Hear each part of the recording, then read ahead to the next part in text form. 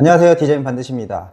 우리가 인테리어 공사할 때 추가금 왜 생기는 걸까요? 오늘은 이 추가금에 대해서 이야기를 할 건데, 이 추가금이 처음에는 5천으로 시작했다가 공사를 시작하니까 6천으로 끝났어요. 뭐 이런 사례들 많이 봤잖아요. 그래서 오늘은 이 추가금에 대해서 이야기를 해볼 겁니다. 인테리어 시작할 때 이 추가금이라는 게 꼭 업체가 나쁜 것만은 아니고, 그렇다고 해서 고객님께서 모든 추가금을 부담해야 되는 것도 아닙니다. 이 부분들을 좀 적절히 조절을 해야 되는데, 그러면은 우리가 인테리어를 할 때 추가금이 왜 생기느냐, 여기서 조금 이야기를 나눠볼 필요가 있는데요. 크게 한 5가지로 제가 오늘 말씀을 드릴 거예요. 오늘 이 영상을 보시고 인테리어 견적을 받으실 때 꼭 확인하셨으면 좋겠습니다. 네, 첫 번째는 자재 변경인데요.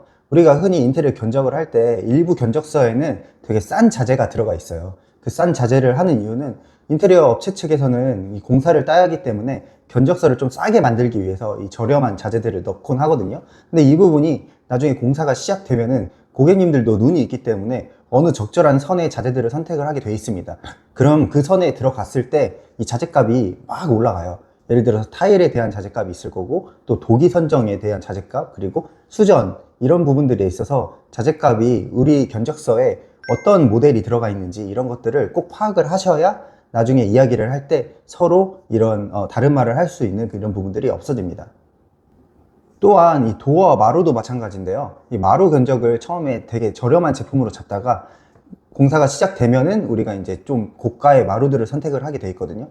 왜냐면은 사람 눈은 다 비슷해요. 그렇기 때문에 어느 정도 선에 있는 마루들을 선택을 하게 되는데, 동아자연 마루나 이런 저렴한 나투스 징그란데 이런 제품들은 사실 9만원, 10만원대에 시공이 가능을 합니다.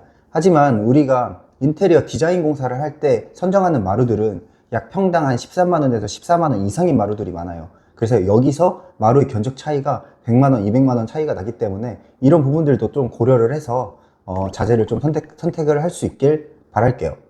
두 번째는 이 아이러니한 문제인데, 디자이너가 너무 열심히 해도 이 추가 금액이 많이 생깁니다. 어떤 점이냐면은, 처음에 저희가 견적 미팅 때 모든 것을 다 설계를 하고 고객님과 견적을 내지는 않아요. 왜냐면은 그만큼 시간이 걸리는 일이기도 하고, 저희가 계약을 해야 움직일 수 있는 부분이기도 합니다. 그렇기 때문에 이 디자이너가 설계 과정에서, 디자이너 마음은 이 집을 되게 이쁘게 만들고 싶어 해요. 근데 이제 고객님께서는 예산은 한정돼 있지만 디자이너의 마음, 욕심은 되게 이쁜 집을 만들고 싶어 하기 때문에, 이쁜 집을 만들려면 어떻게 하겠어요?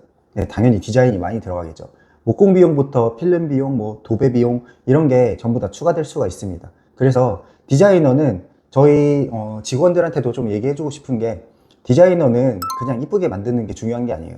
그 디자인, 고객이 정해진 예산 안에서 그 디자인을 얼마나 훌륭하게 뽑느냐가 정말 주어진 관건이거든요. 근데 그럼에도 꼭 해야 될 것들이 있다고 하면은 고객님과 그 공사가 시작되기 전에 협의를 좀 해야 됩니다. 그래서 이 디자인을 이렇게 했을 때 마음에 드는데 이 비용은 어느 정도 올라갑니다 라는 예산을 꼭 고지를 해줘야 고객님께서도 선택을 할 거 아니에요. 근데 보통 이런 경우가 있어요. 디자인을 막 해서 고객님한테 보여줬어요. 근데 고객님은 오케이, 너무 이뻐요, 진행해주세요 했는데 예산을 못 들었단 말이에요. 그러면은 디자이너 입장에서는 고객님이 오케이 했으니까 시작해 해서 공사가 들어갔는데, 나중에 막상 까보고 보면은 공사 비용이, 추가 비용이 발생하는 그 경우가 생깁니다. 이럴 때 고객님께서는 납득을 하기 힘들죠. 자기는 디자인을 받는데 이 비용이 우리가 처음 계약한 비용에서 이루어질 수 있다고 생각을 했는데 이게 추가 금액이 든다고? 라는 생각이 들 수가 있습니다. 그래서 디자이너들은 디자인을 바꿀 때 꼭 그 비용이 얼마가 들어가는지 고객님한테 쭉 충분히 고지를 하고 협의를 해야 됩니다. 그리고 세 번째는 추가금의 의외로 큰 손은 가구예요. 가구가 우리 인테리어 견적에 굉장히 큰 부분을 차지를 하고 있습니다. 그래서 우리가 처음에 견적 단계에서 고객님과 계약을 하는 단계에서는 사실 이 가구 디테일이 되게 디테일하게 나올 수가 없어요. 고객님의 생각이 어느 정도 반영될 때까지는 시간이 좀 걸리는 일이기 때문에.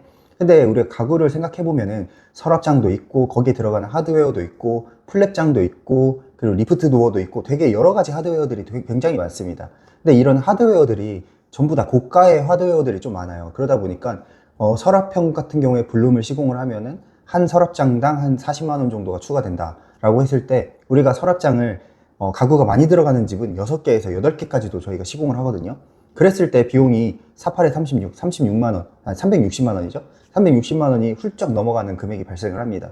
이런 부분에서도 어떻게 보면 고객님과 충분한 협의 그리고 고객님한테 고지를 해드려야 되는 상황이고, 고객님들도 이 부분에 대해서는 좀 이해를 해주셨으면 좋겠는 게, 가구 같은 경우에 저희가 처음에 시안을 잡을 때 상부장, 하부장으로 설계를 하느냐, 아니면 키 큰 장, 상하부장으로 설계를 하느냐, 아니면 정말 상부장을 없애고 하부장만 설계를 하느냐에 따라서 가구에 들어가는 양이 달라집니다. 그렇기 때문에 변동폭이 좀 큰 편이에요. 그래서 가구 설계를 할 때는 예산이 조금 달라질 수 있다는 거를 좀 고려를 하시고 접근을 해주시는 게 좋아요. 제일 좋은 거는 처음 견적 단계에서부터 나는 블룸을 시공을 하고 싶고 뭘 하고 싶고 이런 것들을 정확하게 얘기해 주시면 어느 정도 적절한 선에서 가격이 변동이 되겠지만, 그렇게는 좀 쉽지 않잖아요. 우리가 디자이너들의 의견도 들어야 되고 고객님의 의견도 들어야 되고, 이런 조합적인 의견들을 봤을 때 그거는 좀 쉽지 않고, 가구 부분에서 좀 추가가 될 수 있다는 거를 좀 염두해 두고 좀 접근을 했으면 좋겠습니다.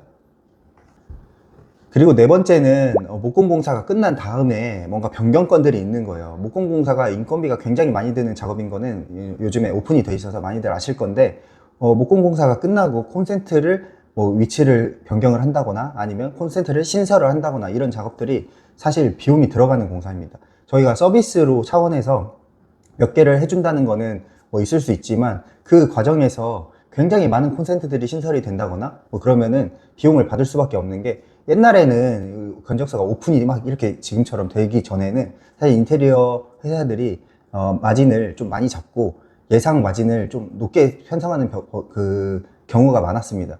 예를 들어서 견적이 1,000만 원이면은 저희가 뭐 한 30% 잡고 한 1,300만 원 정도 잡았다 하면은 그 300만 원의 마진에서 고객님한테 서비스로 줄 수 있는 품목들이 굉장히 많았어요. 근데 지금은 이 오픈 견적서가 오픈이 너무 잘 돼 있기 때문에 인테리어 업체도 계약을 따기 위해서는 견적을 굉장히 타이트하게 넣을 수밖에 없습니다. 실제로 저희도 견적을 굉장히 타이트하게 넣기 때문에 이런 하나하나 추가들이 고객님 입장에서는 서비스로 할 수 있는 거 아니야? 별거 아닌 거 아니야? 라고 생각을 할 수 있겠지만, 저희 입장에서는 굉장히 큰 부분을 그게 차지한다라는 거 이해를 좀 해주셨으면 좋겠습니다. 다섯 번째는 중문입니다. 중문에서 저희가 이 얘기를 진짜 많이 들었어요. 중문에서 처음에 원래 중문이 있었는데 왜 이렇게 견적에서 추가가 되냐, 이런 부분들이 고객님께서 이해를 못하는 부분들이 좀 있더라고요. 그래서 오늘은 중문은 어떤 경우가 있냐면은, 저희가 슬라이딩 도어를 똑같이 넣었지만 이 슬라이딩 도어에 간살이 들어가느냐, 패브릭 접합 유리가 들어가느냐, 천장으로 레일이 매립이 되느냐, 아니면 자동문이냐, 이런 거에 따라서 당연히 견적이 바뀝니다. 왜냐면은 중문 같은 경우에는 디자인이 너무 많아요. 그래서 이 많은 디자인의 가격들을 모두 고객님께 고지를 하고 할 수가 없습니다. 그래서 처음에 계약할 때는 어떻게 보면은 일반적인 도어가 들어가는 경우가 많고요. 거기서 조금 추가가 된다고 하면 간살 정도, 간살 중문 정도를 저희가 집어 넣어놓고 견적을 받곤 합니다. 근데 그 과정에서 패브릭 접합률이나 또 손잡이를 제작한다거나 이런 경우가 있을 때는 당연히 비용이 올라갈 수밖에 없습니다. 그래서 이 부분도 약간 고객님과 충분한 상의 후에 저희가 바꾸긴 하지만 좀 이해를 해주셔야 되는 부분입니다. 자, 그럼 정리를 한번 해보겠습니다. 어떤 추가금이 맞는 거고 어떤 추가금이 고객님이 이해를 못하는 부분이냐. 예를 들어서 고객님께서 하다 보니까 시스템 에어컨 한 대를 더 추가하고 싶다, 아니면 우리 집에 전열 교환기가 있었으면 좋겠다 해서 추가되는 것들은 고객님도 당연히 이해하는 부분들입니다. 그렇지만 공사 중에, 저희가 계획되어 있는 공사 중에 콘센트가 갑자기 하나 생긴다거나 저희가 디자인을 바꾸면서 생기는 이런 추가 비용들은 고객님께서 상당 부분 이해를 못 하시는 부분들이 많습니다. 그렇기 때문에 이런 과정에서 충분한 협의가 필요하고, 저희도 고객님께 충분한 고지와 그리고 충분한 견적 금액을 정확하게 알려주는 게 서로 마찰이 없는 그런 부분인 것 같습니다. 이 인테리어는 몇 달 동안 고객님과 협업을 하는 과정입니다. 그렇기 때문에 추가금이 아예 없는 업체가 좋냐, 이거는 조금 생각해 볼 만한 일인 것 같습니다. 추가금이 있더라도 고객님께 충분히 고지를 하고, 그리고 저희는 그 추가금을 아껴서 고객님의 예산을 조금 안정적이게 가져가 드리는 게 저희의 모토라고 생각을 합니다. 그렇지만 인테리어 업체를 컨택했을 때 절대 추가금이 없다, 이거는 사실 있을 수 없는 일이라고 생각을 합니다. 철거 과정에서 변수가 있을 수도 있고요. 그리고 고객님이 마음의 변경, 그리고 하다 보면은 당연히 하고 싶은 것들이 바뀔 수 있습니다. 그 과정에서 변경되는 이런 추가금들은 서로 이해를 하고 넘어갈 수 있는 선에서 처리가 돼야 된다고 생각을 합니다. 네, 지금까지 디자인 반드시였고요. 좋아요와 구독 부탁드리겠습니다.